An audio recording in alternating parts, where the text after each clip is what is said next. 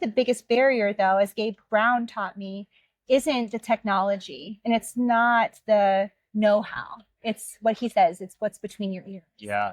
And that I witnessed even with my own father. You know, there was nothing I could really say that would have him say, yes, you're right about that. But at some point along the way, after I had sort of talked to him and tried all of these different approaches long enough, there was at some point where it was his idea. Yes. It was his idea. Exactly. And then he told me his idea. And that was incredible. Farmers, and you know, farmers are resilient, but they're also incredibly stubborn. And I can say that being a farmer's daughter. And that resilience is part of what has farmers endure.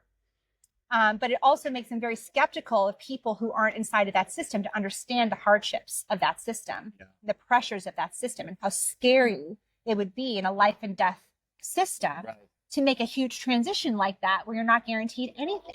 Yeah. But I think that farmers are realizing that if they want to be able to continue to farm, and they're learning from their neighbors one by one who are oh, wait, they made a profit and they have multiple things that they're selling, but I only have this one thing and I'm totally dependent on it. Oh, wait, they have a cover crop and during the rain, their soil didn't erode into the river. Yeah. So it's almost like seeing is believing for a lot of these farmers, and seeing people who are actually willing to go and take that risk being successful. And in the United States, over 90% of farmers who transition to regenerative agriculture make a profit within year one.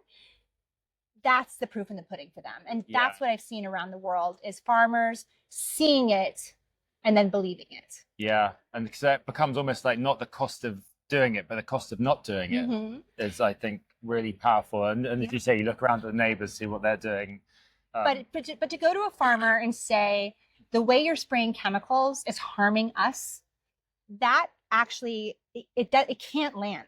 No. Because of cognitive dissonance. Because farmers in their hearts are stewards of the earth. Yeah.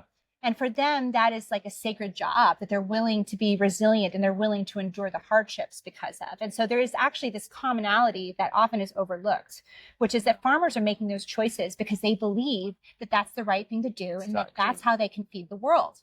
And that's been, you know, a great tagline for the Green Revolution and a very successful campaign, but it's a myth.